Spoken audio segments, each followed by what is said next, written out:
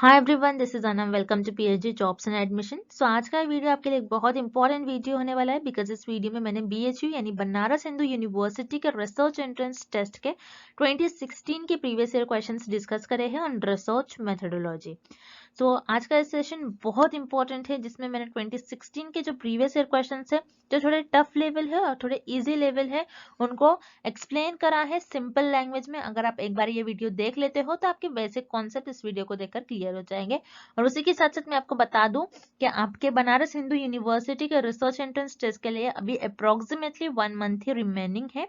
सो आप में से जिन स्टूडेंट्स को अपने प्रिपरेशंस को बूस्ट करना है और जिन स्टूडेंट्स ने अभी तक बीएचयू के रिसर्च एंट्रेंस टेस्ट की प्रिपरेशन स्टार्ट नहीं करी है वो अभी भी आपके पीएचयू के रिसर्च एंट्रेंस टेस्ट की प्रिपरेशन स्टार्ट कर सकते हो थ्रू आवर कोर्स। सो हमारे इस कोर्स में हम रिसर्च मेथोडोलॉजी का आपको सारा कंटेंट प्रोवाइड करेंगे एक ही जगह पर, क्योंकि कई स्टूडेंट्स हमें क्वेश्चंस पूछते हैं कि मैम इंटरनेट पर तो सभी चीजें अवेलेबल हैं। सो मैं आपको बता दूं क्योंकि इंटरनेट पर बहुत सारी इंफॉर्मेशन अवेलेबल है, आपको नहीं पता होता है कि जो इंपॉर्टेंट पॉइंट्स है उसी को हमें पढ़ना है। अननेसेसरी आपको रीड नहीं करना है, जो इंपॉर्टेंट है उसी पर आपको फोकस करना है क्योंकि आपका सेक्शन बी भी होता है उस पर भी आपको फोकस करना होता है। तो मैं आपको बता दूं आपकी प्रिपरेशंस के लिए हमने रिसर्च मेथोडोलॉजी का कंप्लीट कोर्स लॉन्च करा है और इस कोर्स में हमने हमारे एक्सपीरियंस के बेसिस पर जो एक्चुअल पीएचडी एंट्रेंस एग्जामिनेशन में क्वेश्चंस पूछे जाते हैं वो सारे क्वेश्चंस हमारे इस रिसर्च मेथोडोलॉजी के कंटेंट में हमने कवर करा है। और कई स्टूडेंट्स का हमें फीडबैक यही है कि हमारे इसी रिसर्च मेथोडोलॉजी के कंटेंट्स को उनको उनके रिसर्च एंट्रेंस टेस्ट में डायरेक्टली क्वेश्चंस पूछे गए थे। सो हमारे इस कोर्स को परचेस करने के लिए स्क्रीन पर दिए गए नंबर पर आपको व्हाट्सएप के थ्रू हमें कांटेक्ट करना है और कांटेक्ट करने के और मैसेज करने के विद इन 15 मिनट्स में आपको सारा स्टडी मटेरियल प्रोवाइड कर देंगे। So if you like my video please don't forget to subscribe my channel. हमारे इस रिसर्च मेथोडोलॉजी के कोर्स में हम आपको full syllabus video lectures, notes, 10 full syllabus mock test, 1000+ practice MCQs PDF provide करेंगे in both language Hindi as well as in English. So हमारा जो ये रिसर्च मेथोडोलॉजी का कंटेंट है ये हमने हमारे एक्सपीरियंस के बेसिस पर और जो एक्चुअल पीएचडी एंट्रेंस एग्जाम में क्वेश्चंस पूछे जाते हैं वो सारी चीजें हमारे इस रिसर्च मेथोडोलॉजी के कंटेंट में हमने कवर करे हैं।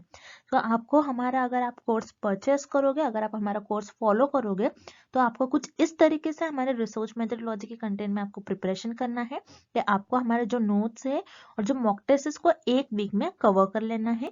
और ये जो 1000+ एमसीक्यूज पीडीएफ है, 1000+ एमसीक्यूज पीडीएफ ये आप आपके एज अ रिविजन के तौर पर यूज कर सकते हो। आप आपके एग्जाम के एक दिन पहले और अगर आप आपके एग्जाम के इवन 4 to 5 आवर्स पहले भी इसको एक बार रीड कर कर चले जाओगे तो आप एग्जाम में इजीली क्वेश्चंस को मार्क कर कर आ जाओगे। तो मैं आपको गारंटी देती हूँ कि हमारे इसी रिसर्च मेथोडोलॉजी के कंटेंट से आपको एग्जाम में क्वेश्चंस पूछे जाएंगे। हमारे जो स्टूडेंट्स हैं, हमारे जो बैच के स्टूडेंट्स हैं, उन कई स्टूडेंट्स का फीडबैक है कि उनको हमारे इस रिसर्च मेथोडोलॉजी के कंटेंट से डायरेक्टली एग्जाम में 10 to 12 क्वेश्चंस पूछे गए थे। सो हमारे इस स्टडी मटेरियल को परचेस करने के लिए आपको इस नंबर पर हमें व्हाट्सएप के थ्रू कांटेक्ट करना है। याद रखिए आपको व्हाट्सएप के थ्रू ही हमें कांटेक्ट करना है और आप अगर मैसेज करते हो, मैसेज करने के विद इन 15 to 20 मिनट्स में आपको सारा स्टडी मटेरियल प्रोवाइड कर देंगे। और आप हमारे ऐप को भी डाउनलोड कर सकते हो जो कि है ग्लोबल ऑनलाइन ऐप। सो इस ऐप पर आपको 1 मंथ की वैलिडिटी मिलेगी और अगर आप ऐप पर जाते हो तो आपको डायरेक्टली वहां पर सारा कंटेंट इजीली अवेलेबल हो जाएगा। और ऐप को डाउनलोड करने के लिंक मैंने डिस्क्रिप्शन बॉक्स में प्रोवाइड कर रखी है। सो वहां से आप हमारे ऐप को एक्सेस कर सकते हो। And let's begin with the video. What kind of questions are designed to permit a free response from the subject but do not provide or suggest any structure for the respondent's reply? किस प्रकार के प्रश्न विषय से मुक्त प्रत्येका की अनुमति देने के लिए डिजाइन किए गए हैं लेकिन उत्तरदाताओं के उत्तर के लिए कोई संरचना प्रदान या सुझाव नहीं देते हैं। सो इस प्रश्न में हमें ये पता लगाना है और इस क्वेश्चन में हमें ये फाइंड आउट करना है ऐसे टाइप के क्वेश्चंस यानी ऐसे प्रकार के प्रश्न जिसमें जो रिस्पोंडेंट है वो फ्रीली रिस्पॉन्स कर सकते हैं और जो क्वेश्चंस होते हैं, जो प्रश्न होंगे आपके, वो स्ट्रक्चर नहीं होंगे। यानी इसमें आपके जो क्वेश्चंस होंगे, जो रिस्पोंडेंट क्वेश्चंस का आंसर करते हैं, वो जो प्रश्न होते हैं, जो उनके उत्तर होंगे, उस प्रश्न के जो उत्तर होंगे वो संरचना या सुझाव नहीं देते हैं। तो याद रखिएगा ऐसे टाइप के क्वेश्चंस को हम कहते हैं ओपन एंडेड क्वेश्चंस यानी विस्तृत जवाब वाले प्रश्न। अब इस क्वेश्चन को हम और डिटेल में पढ़ते हैं और डिटेल में देखते हैं कि ये क्वेश्चन हमें क्या बता रहा है। जैसे मान लीजिए एक शोधकर्ता है जो रिसर्चर है, जिसे हम रिसर्चर कहते हैं। रिसर्चर को लोगों से कुछ रिस्पॉन्स कलेक्ट करना है, यानी जो रिसर्चर है, जो शोध करता है, उनको अपनी जनसंख्या में से कुछ लोगों का रिस्पॉन्स लेना है। सो यहाँ पर रिसर्चर को कुछ रिस्पॉन्स लेना है। यहाँ पर लोग जो है ये सब्जेक्टिव फॉर्म में रिस्पॉन्स कर रहे हैं। मतलब जैसे फॉर एग्जाम्पल आप आपके एग्जाम में मान लीजिए कोई पेपर लिख रहे हो, उसमें आपको सब्जेक्टिव फॉर्म में लिखना है, यानी लॉन्ग आंसर टाइप क्वेश्चन जो होते हैं, जिसमें आप सब्जेक्टिव फॉर्म में आंसर लिखते हैं, जिसमें आपको एमसीक्यूज नहीं पूछा जाता है, बल्कि आप आपके ओपिनियन आगे रख सकते हो उस क्वेश्चन के आंसर में, यानी उस प्रश्न के उत्तर में। अब बता रहा है यहाँ पर हमें जो रिस्पोंडेंट है सब्जेक्टिव फॉर्म में आंसर करेगा, यानी लॉन्ग आंसर करेगा उस प्रश्न का, और यहाँ पर कोई स्ट्रक्चर नहीं होता है क्वेश्चन का, यानी क्वेश्चन का कोई स्ट्रक्चर नहीं होगा, यानी कि आपको कोई पर्टिकुलर एक ही आंसर राइट होगा ऐसा नहीं कह सकते हम। यानी जैसे एमसीक्यूज टाइप, जैसे मान लीजिए जो अब मैं आपको ये क्वेश्चन बता रही हूँ, इसमें ये हमारा एमसीक्यूज टाइप क्वेश्चन है, जिसमें सिर्फ और सिर्फ आपको एक ही आंसर मार्क करना होता है जो कि आपके करेक्ट आंसर होगा, उसे हम कहते हैं स्ट्रक्चर क्वेश्चन। और जो अनस्ट्रक्चर क्वेश्चन होते हैं, जिसमें आप आपके ओपिनियन आगे रख सकते हैं, आपके चॉइस आगे रख सकते हैं, आपके वर्ड ऑफ चॉइस आगे रख सकते हैं, आपको जो लगता है, आपकी जो इच्छा है, आप वो आगे बता सकते हो। सो वो कौन से टाइप के क्वेश्चंस होते हैं? वो होते हैं आपके open ended questions. So open ended questions वो टाइप के क्वेश्चंस होते हैं जिनमें आप आपके जो रिप्लाई होते हैं, जो रिस्पोंडेंट का रिस्पॉन्स होता है, फ्रीली रिप्लाई कर सकते हैं। जैसे मान लीजिए किसी फिल्म का आपको रिव्यू देना है, अब कोई रिसर्चर है, कोई फिल्म का रिव्यू ले रहा है, तो यहाँ पर अगर फिल्म का रिव्यू कुछ इस तरीके से है कि मान लीजिए यहाँ पर क्वेश्चन आपको ऐसा पूछा जा रहा है कि उस फिल्म में आपको उस फिल्म की क्वालिटी कैसे लगी, एक्ट्रेस की एक्टिंग कैसी थी, तो आप यस नो फॉर्म में तो आंसर नहीं दे सकते, आप उसको डिस्क्राइब करोगे, आप उसको बताओगे कि इस एक्टर की एक्टिंग अच्छी थी, ये क्वालिटी और अच्छी हो सकती थी पिक्चर की, और एक्शन सीन्स ऐसे थे, ऐसे होने चाहिए थे। तो यहाँ पर आप आपकी ओपिनियन को आगे रखते हो, तो उसे हम कहते हैं ओपन एंडेड क्वेश्चन। तो इस प्रश्न का आपका सही उत्तर हो जाएगा ऑप्शन ए। उसी तरीके से option be close ended questions. Close ended questions क्या होते हैं? याद रखिएगा, क्लोज एंडेड क्वेश्चंस आपके स्ट्रक्चर्ड क्वेश्चंस होते हैं, जिसमें आपको 4 ऑप्शन दिए गए होते, उसमें से आपको एक ही ऑप्शन को राइट करना होता है, एक ही ऑप्शन को चुनना होता है जो कि सही है। उसी तरीके से फिक्स्ड ऑल्टरनेटिव क्वेश्चंस। तो फिक्स्ड ऑल्टरनेटिव क्वेश्चंस भी क्या होते हैं? एक ही आंसर उसमें राइट होता है और एक रॉन्ग हो जाएगा। सो एक ही आंसर जब राइट होता है, फिक्स्ड है। फिक्स्ड ऑल्टरनेटिव क्वेश्चंस यानी ये यहाँ पर स्ट्रक्चर क्वेश्चन है, लेकिन हमें नॉट स्ट्रक्चर पूछ रहा है क्वेश्चन में। सो यहाँ पर आपका ऑप्शन बी और सी दोनों भी इस प्रश्न का गलत उत्तर हो जाएगा। उसी तरीके से option D multiple choice question, जैसे कि मैंने आपको स्टार्टिंग में ही एग्जांपल दिया था, तो मल्टीपल चॉइस क्वेश्चन भी आपके ये स्ट्रक्चर क्वेश्चंस होते हैं, इसलिए इस प्रश्न का उत्तर ये भी गलत हो जाएगा। और इस प्रश्न का आपका सही उत्तर हो जाएगा विकल्प ए ओपन एंडेड क्वेश्चन, विस्तृत जवाब वाले प्रश्न। अगला प्रश्न, the term ICT was coined bye. ICT शब्द किसके द्वारा गढ़ा गया था? इस प्रश्न में हमें पता लगाना है आईसीटी इस शब्द को, इस टर्म को किस साइंटिस्ट ने गढ़ा था, यानी आईसीटी इस टर्म को किस साइंटिस्ट ने लॉन्च किया था ये टर्म। तो याद रखिएगा आईसीटी इस टर्म को जिम डोम्सिक इस साइंटिस्ट ने ये टर्म को लॉन्च किया था और कॉइन किया था इन द ईयर 1981। 1981 में जिम डोम्सिक ने इस टर्म को कॉइन किया था।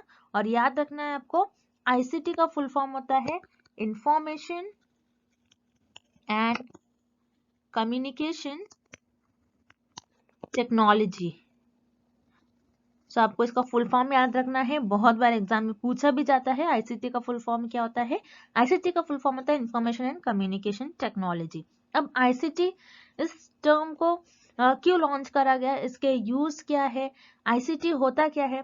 सो आईसीटी जैसे इंफॉर्मेशन यानी हर टाइप की आपको इंफॉर्मेशन मिल जाती है थ्रू इंटरनेट और सेल फोन्स पर, कंप्यूटर्स पर, आपके लैपटॉप्स पर। उसी तरीके से कम्युनिकेशन यानी जिससे हम एक दूसरे से बात कर सकते हैं, कम्युनिकेट कर सकते हैं इजीली। सो आईसीटी एक ऐसा टूल है जिसके वजह से हम रियल वर्ल्ड प्रॉब्लम को सॉल्व कर पाया है, इसके वजह से कम्युनिकेशन फास्टर हो गया है। जैसे for example real world problem क्या हो सकती है, जैसे कोविड हमारे लिए एक रियल वर्ल्ड प्रॉब्लम थी, क्योंकि वो ऑल ओवर वर्ल्ड में वो डिसीज आई थी, जिसकी वजह से जो साइंटिस्ट थे उन्होंने इजीली कम्युनिकेट किया दूसरी कंट्रीज से, और उसका हमने जो सोल्यूशन है वो फास्ट वे से फाइंड आउट कर लिया थ्रू आईसीटी की हेल्प से ही ये हो पाया। सो याद रखिएगा आईसीटी का एग्जाम में आपको यूजेस पूछा जाता है, आईसीटी किसने कॉइन किया था ये भी एग्जाम पूछा जाता है, सॉरी ये भी क्वेश्चन पूछा जाता है, जिससे आपको ये 2016 में पूछा गया। देन उसके बाद आपको ये भी पूछा जाता है कि आईसीटी का यूज क्या है, आईसीटी का मतलब क्या होता है, जिससे आईसीटी क्या होता है, जो हम internet, wireless network, cell phone, computer, software, video conferencing और सोशल नेटवर्किंग, एजुकेशन और टेलीफोन और यू कैन से मार्केटिंग, इन सारे सब ये सारे जो फील्ड्स है, ये सारे जो सोर्सेज है, इन सारे सोर्सेज में आप आईसीटी का ही यूज कर चीजों को डेवलप करते हो। और जैसे कि हम मेडिकल फील्ड में भी आईसीटी का ज्यादातर यूज करते हैं किसी डिसीज को डायग्नोस करने के लिए। तो ऐसे सारे क्वेश्चंस आपको एग्जाम में पूछे जाएंगे। आईसीटी का यूज क्या होता है, आईसीटी की डेफिनेशन क्या होती है, तो आपको याद रखना है आईसीटी की डेफिनेशन तो इंफॉर्मेशन एंड कम्युनिकेशन टेक्नोलॉजी, तो फुल फॉर्म है। डेफिनेशन उसकी आपको अच्छी तरीके से एक बार रीड कर लेना है, जिसमें आपको सारे सोर्सेज के थ्रू आईसीटी हेल्प करता है, ये सारे यूजेस आपको एक बार पढ़ लेना है जो कि एग्जाम में पूछे जाते हैं। और याद रखिएगा term ICT was coined by Jim Domsic in the year 1981। So इस क्वेश्चन का, इस प्रश्न का आपका सही उत्तर हो जाएगा ऑप्शन बी, जिम डोम्सिक। अगला प्रश्न, hypothesis testing is not required in case of, किस मामले में परिकल्पना परीक्षण की आवश्यकता नहीं है।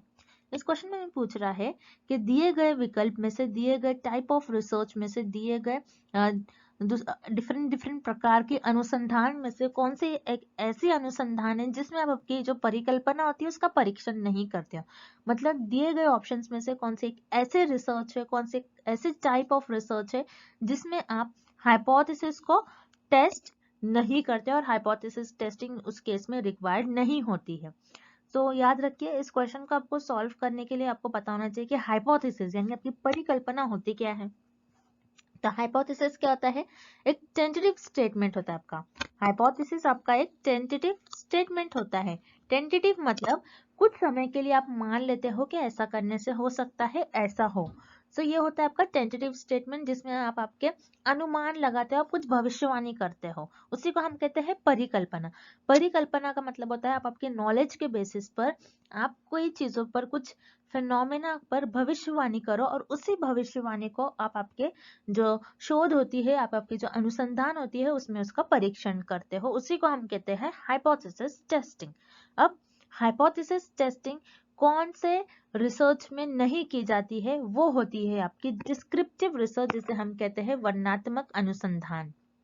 सो डिस्क्रिप्टिव रिसर्च यानी वर्णनात्मक अनुसंधान ये होती क्या है। सो याद रखिएगा डिस्क्रिप्टिव रिसर्च में हमारे पास जो फेनोमेना होता है, ऑलरेडी एग्जिस्टिंग फेनोमेना होता है, ऑलरेडी हमारे पास एक फेनोमेना अवेलेबल होता है, उसकी सारी इंफॉर्मेशन हमारे पास प्रेजेंट होती है।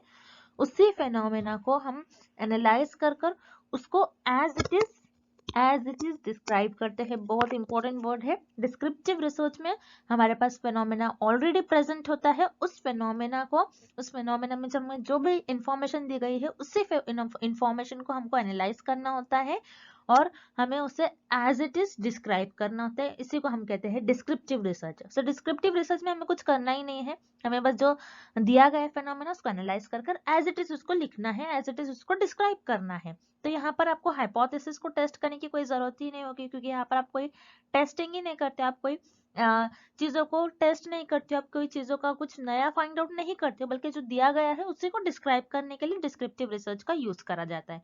तो याद रखिए डिस्क्रिप्टिव रिसर्च ऐसी रिसर्च होती है जिसमें आप आपके हाइपोथेसिस को टेस्ट नहीं करते हो, यानी वर्णनात्मक अनुसंधान एक ऐसी अनुसंधान होती है जिसमें आपकी जो परिकल्पना होती है उसका परीक्षण नहीं करते हो। सो इस प्रश्न का आपका सही उत्तर हो जाएगा ऑप्शन बी। अब जो रिमेनिंग ऑप्शन है, जो बचे हुए विकल्प है, उन्हें भी हम एक एक बार देख लेते हैं। जैसे एक्सपेरिमेंटल रिसर्च। एक्सपेरिमेंटल रिसर्च क्या होती है, जिसमें आप कोई दो वेरिएबल्स के बीच में कॉज एंड इफेक्ट रिलेशनशिप देखते हो, यानी कारण एंड प्रभाव देखते हो दो चरों के बीच में, जो कि होते हैं आपके independent variable and dependent variable. Independent variable कैसा अफेक्ट कर रहा है डिपेंडेंट वेरिएबल पर, ये आप देखते हो। और एक्सपेरिमेंटल रिसर्च में याद रखिए आप इंडिपेंडेंट वेरिएबल को आप मैनिपुलेट करते हो, यानी हेर फेर कर सकते हो उसमें और कुछ चेंजेस कर सकते हो, ये देखने के लिए कि वो डिपेंडेंट वेरिएबल पर उसका कैसा प्रभाव दिखा रहा है, यानी कैसे चेंजेस दिखा रहा है, उसका कैसे इफेक्ट दिखा रहा है इंडिपेंडेंट वेरिएबल डिपेंडेंट वेरिएबल पर। सो यहाँ पर एक्सपेरिमेंटल रिसर्च में जो आपके पास इंडिपेंडेंट वेरिएबल होते हैं उसको आप रैंडमली असाइन कर सकते हो, आप कम ज्यादा कर सकते हो, ये आपके पास है, आप किसी भी तरीके से चूज कर सकते हो। आपका पर्टिकुलर यही नहीं रहता है कि अब मैं यही टर्म लूंगी, यही लोगों को लेकर टेस्ट करूंगी, ऐसा कुछ नहीं होता है। एक्सपेरिमेंटल रिसर्च में आप रैंडमली लोगों को असाइन करते हो और इंडिपेंडेंट वेरिएबल को मैनिपुलेट करते हो। सो एक्सपेरिमेंटल रिसर्च में आप इंडिपेंडेंट वेरिएबल का इफेक्ट देखते हो डिपेंडेंट वेरिएबल पर, यानी आप यहाँ पर हाइपोथेसिस, जनरली आपकी हाइपोथेसिस को ही आप टेस्ट करते हो। आप यहाँ पर एक्सपेरिमेंटल रिसर्च में देखते हो कि जैसे मान लीजिए फॉर एग्जांपल आप ये देखोगे कि एक प्लांट है, उसकी ग्रोथ कैसी होगी अगर मैं इसको वाटर दूंगी तो। ओके, वाटर देने से प्लांट की ग्रोथ कैसी हो रही है। तो यहाँ पर आप गेस कर रहे हो, यहाँ पर आप आपके अनुमान लगा रहे हो, आप आपकी भविष्यवाणी कर रहे हो कि हो सकता है अगर मैं ज्यादा वाटर दूं तो हो सकता है इस प्लांट की ग्रोथ भी ज्यादा हो। सो ये होती है आपकी एक्सपेरिमेंटल रिसर्च। अब दूसरा ऑप्शन है आपका expose facto. Expose facto research क्या होती है, बहुत इंपॉर्टेंट है, बहुत से स्टूडेंट्स को पता ही नहीं होता कि एक्सपोज फैक्टो रिसर्च को हम कॉजी एक्सपेरिमेंटल रिसर्च भी कहते हैं। ओके, एक्सपेरिमेंटल रिसर्च को हम एक्सपोज फैक्टो रिसर्च को हम कॉजी एक्सपेरिमेंटल रिसर्च कहते हैं, जिसमें हमारे जो वेरिएबल्स होते हैं, अगेन हम इंडिपेंडेंट वेरिएबल का ही इफेक्ट देखते हैं डिपेंडेंट वेरिएबल पर कैसा हो रहा है। लेकिन कॉजी एक्सपेरिमेंटल रिसर्च और एक्सपोज फैक्टो रिसर्च में हम जो भी फेनोमेना हैपन हो जाता है उसके बाद उस पर स्टडी करते हैं। जैसे कोविड डिसीज हो गई, फिर रिसर्चर ने उसके बाद वो डिसीज होने के बाद उस फेनोमेना पर स्टडी की, यानी एक फैक्टर हैपन हो गया, कुछ हैपन हो गया, उसके बाद कुछ इंसिडेंट हैपन हो गया, उसके बाद उस पर रिसर्च की जा रही है, उसे हम कहते हैं एक्सपोज फैक्टर और कॉजी एक्सपेरिमेंटल रिसर्च, जिसमें आप आपके इंडिपेंडेंट वेरिएबल को ना ही मैनिपुलेट करते हो ना ही रैंडमली असाइन करते हो, लेकिन इसमें भी आप आपके हाइपोथेसिस को टेस्ट करते हो। इसलिए यहाँ पर आपका ऑप्शन ए एंड सी, यानी विकल्प ए एंड विकल्प सी इस प्रश्न का गलत उत्तर हो जाएगा, और इस प्रश्न का आपका सही उत्तर हो जाएगा ऑप्शन बी, डिस्क्रिप्टिव रिसर्च और वर्णनात्मक अनुसंधान। अगला प्रश्न, coefficient of correlation is independent of, सहसंबंध का गुणांक स्वतंत्र है। इस क्वेश्चन में पूछ रहा है कि कोएफिशिएंट ऑफ कोरिलेशन किस चीज पर डिपेंड नहीं करता है। इंडिपेंडेंट यानी किस चीज पर डिपेंड नहीं करता है, किसी पर डिपेंड नहीं करता है, वो कौन होता है, वो किस ऑप्शन में हमें दिया गया है कि कोएफिशिएंट ऑफ कोरिलेशन किस चीज पर डिपेंड नहीं करता है। सो याद रखिएगा कोएफिशिएंट ऑफ कोरिलेशन ये होता क्या है। सो कोरिलेशनल रिसर्च में कोएफिशिएंट होता है जिसे हम कहते हैं कार्ल पियर्सन कोएफिशिएंट। तो याद रखिएगा इस साइंटिस्ट ने इस कोएफिशिएंट को दिया था जिसका नाम है कार्ल पियर्सन कोएफिशिएंट। एग्जाम में इस पर भी कई बार क्वेश्चन पूछे जाते हैं कि कोएफिशिएंट ऑफ कोरिलेशन ये किस साइंटिस्ट ने दिया था इस कोएफिशिएंट। तो याद रखिएगा इसका आंसर आ जाएगा आपका कार्ल पियर्सन कोएफिशिएंट। अब कार्ल पियर्सन कोएफिशिएंट होता क्या है कोरिलेशन रिसर्च में। तो याद रखिएगा कार्ल पियर्सन कोएफिशिएंट की वैल्यू आपकी -1 से +1 के बीच में लाई करती है। अगर आपके कार्ल पियर्सन कोएफिशिएंट की वैल्यू -1 आ रही है, दैट मीन्स आपके जो वेरिएबल्स है वेरिएबल्स के बीच में परफेक्ट नेगेटिव कोरिलेशन है। और अगर आपके जो कार्ल पियर्सन कोएफिशिएंट है उनकी वैल्यू +1 है, सो याद रखिएगा उस केस में आपके जो वेरिएबल्स है आपके चर है, चरों के बीच में परफेक्ट पॉजिटिव कोरिलेशन होगा, और 0 का मतलब होता है कि कोई रिलेशन नहीं होता है। सो ये होते हैं आपके कार्ल पियर्सन कोएफिशिएंट जिसके वैल्यूज -1 से +1 के बीच में लाई करती है। अब याद रखिएगा कार्ल पियर्सन कोएफिशिएंट जिसे कोएफिशिएंट ऑफ कोरिलेशन कहते हैं। सो कोएफिशिएंट ऑफ कोरिलेशन का फॉर्मूला आपको पहले पता होना चाहिए, तभी हम इस क्वेश्चन को सॉल्व कर पाएंगे। सो ये होता है आपका कोएफिशिएंट ऑफ कोरिलेशन का फॉर्मूला। तो इस तरीके से आपका फॉर्मूला होता है, इसे हम कहते हैं सबमिशन। ये आपके ऑब्जर्वेशंस होंगे और ये आपके xi और yi ये आपके ऑब्जर्वेशन होते हैं। सो x ये आपका फर्स्ट वेरिएबल हो जाएगा, क्योंकि दो वेरिएबल्स के बीच में हम कोरिलेशनल रिसर्च में संबंध देखते हैं, उनके बीच में कैसा रिलेशन है। सो xi जो होता है आपका ये फर्स्ट वेरिएबल हो गया, और yi ये आपका हो जाएगा सेकेंड वेरिएबल। ऐसे दो वेरिएबल होते हैं कोरिलेशनल रिसर्च में और उनके बीच में आप संबंध देखते हो। सो ये पता चल गया आपको xi और yi क्या होता है। अब नेक्स्ट टर्म हमें दिया गया है, नेक्स्ट लेटर x बार y बार, नेक्स्ट वेरिएबल हमें दिया गया x बार y बार। सो x बार और y बार क्या होता है, ये होता है आपके मीन। अब आपने कुछ मान लीजिए सैंपल से कुछ इंफॉर्मेशन निकाल लिया, उनकी हाइट निकाल लिया, हाइट का आप मीन देखोगे और बताओगे कि इस पर्टिकुलर जो पॉपुलेशन है उसमें ज्यादातर लोगों की हाइट क्या होती है, तो ये हो गया आपका मीन। सो बार जब भी आ गया मतलब ये मीन हो जाएगा आपका, और एक्स आई मतलब ये फर्स्ट वेरिएबल के ऑब्जर्वेशन, यानी फर्स्ट वेरिएबल का आपने जो भी डेटा कलेक्ट करा वो होता है, और वाई आई मतलब सेकंड वेरिएबल का आपने जो भी डेटा कलेक्ट करेगा वो हो जाएगा आपका yi। ये हो गया आपका। अब ये साइन क्या होती है, इसे हम कहते हैं सबमिशन, जिसका मतलब होता है एडिशन। सबमिशन का मतलब होता है एडिशन, ये हमें पता चल गया। अब यहाँ पर हमें कुछ ऑप्शन दिए गए हैं, जैसे change in origin and change in scale. अगर हम चेंज करते हैं अपने ओरिजिन में और स्केल में कुछ चेंज करते हैं, तो क्या कोएफिशिएंट ऑफ कोरिलेशन से इसका कोई लेना देना नहीं होता है, इससे कोई डिपेंड नहीं करता है इन चीजों पर। सो यस, याद रखिएगा, कोएफिशिएंट ऑफ कोरिलेशन ना ही आपके चेंज ऑफ स्केल में और ना ही चेंज ऑफ ओरिजिन से डिपेंड करता है, इन दोनों से इंडिपेंडेंट होता है। तो यहाँ पर आपका ऑप्शन सी राइट हो जाएगा, क्योंकि अगर आप स्केल में भी कोई चेंज कर लो या फिर ओरिजिन में भी कुछ चेंज कर लो, आपका जो कोएफिशिएंट ऑफ कोरिलेशन है उसको कुछ उस पर अफेक्ट नहीं होता है, ये इन दोनों से इंडिपेंडेंट होता है। अब किस तरीके से, अब मान लीजिए जैसे फॉर एग्जाम्पल आपके पास कुछ इंफॉर्मेशन आपने कलेक्ट कर लिया। अब कुछ इंफॉर्मेशन कलेक्ट करने के बाद आपने उस इंफॉर्मेशन को प्लॉट कर दिया कुछ ग्राफ में। अब ग्राफ में प्लॉट करने के बाद आपने पहले वेरिएबल का मान लीजिए कुछ, यहाँ पर आपके ओरिजिन के पास 10 वैल्यू आ रही है, 20 वैल्यू आ रही है। अब मैंने क्या किया, मैंने जो ओरिजिन था इस 10 को मैंने थोड़ा मूव कर लिया, तो 10 यहाँ पर आ जाएगा मेरा, 20 यहाँ पर आ जाएगा। अब यहाँ पर जो आप देख रहे हो, यहाँ पर हमारे जो फॉर्मूला है इसमें माइनस दिया गया है हमें। जब मैं यहाँ पर वैल्यूज पुट करूंगी और मैं माइनस करूंगी, तो ये ऑलरेडी इसी जगह पर मेरी वैल्यू आ जाएगी। तो जैसे कि देख रहे हो आप, कुछ चेंजेस ही नहीं होगा, यानी आपके जो ओरिजिन है, ओरिजिन से कुछ चेंज नहीं हो रहा है, जितना गैप है उतना ही गैप रह रहा है आपका। That means coefficient of correlation जो होता है इसमें, जो ओरिजिन वैल्यू होती है इसमें कोई चेंजेस नहीं होता है आपका। So correlation coefficient of correlation independent होता है आपका ओरिजिन से। अब स्केल देखते हैं। अब स्केल मान लीजिए यहाँ पर आपकी 10 है, स्केल 10 है, मैंने इसको बढ़ा दिया उस स्केल को। जैसे हम कोई चीज कभी हमें हमारे आय से नहीं दिखती तो हम माइक्रोस्कोप में देखते हैं, तो हम क्या करते हैं, उसका स्केल बढ़ा देते हैं। सो स्केल में मैंने मान लीजिए यहाँ पर मैंने स्केल बढ़ा दिया, ये 10 को मैंने ले लिया 10 के ले लिया। अब मैं अगर यहाँ पर हर जगह 10 के और 20 के डाल दूंगी, अब यहाँ पर 10 के मान लीजिए और यहाँ पर 20 के, तो यहाँ पर अगर मैं इसको सॉल्व करूंगी तो यहाँ पर मेरा जो k है ये कांस्टेंट k है मान लीजिए। तो ये मैं इसको बाहर निकाल लूंगी, तो यहाँ पर k और k बाहर आ जाएगा, तो ये k और k कैंसिल हो जाएगा, जिसकी वजह से आपको फिर से सेम ही फॉर्मूला देखने मिलेगा। तो इसके लिए हम कहते हैं कोएफिशिएंट ऑफ कोरिलेशन जो होता है आपका, स्केल और ओरिजिन अगर आप चेंज करते हो तो इसका इस पर कोई अफेक्ट नहीं होता। इसलिए इस क्वेश्चन का आपका राइट ऑप्शन हो जाएगा option C, change of scale and origin only, केवल पैमाने और उत्पत्ति का परिवर्तन। अगला प्रश्न, ANOVA was given by, ANOVA द्वारा दिया गया था। तो इस क्वेश्चन में हमें पता करना है कि एनोवा ये किस साइंटिस्ट के द्वारा ये नाम दिया गया था, ये टर्म दिया गया था। तो याद रखिएगा, एनोवा ये R.A. फिशर यानी रोनाल्ड फिशर इस साइंटिस्ट ने दिया था इन द ईयर 1918 में रोनाल्ड फिशर यानी R.A. फिशर इस साइंटिस्ट ने एनोवा इस टर्म को लॉन्च किया था। अब एनोवा क्या होता है, याद रखिएगा, एनोवा का फुल फॉर्म होता है एनालिसिस ऑफ वेरिएंस।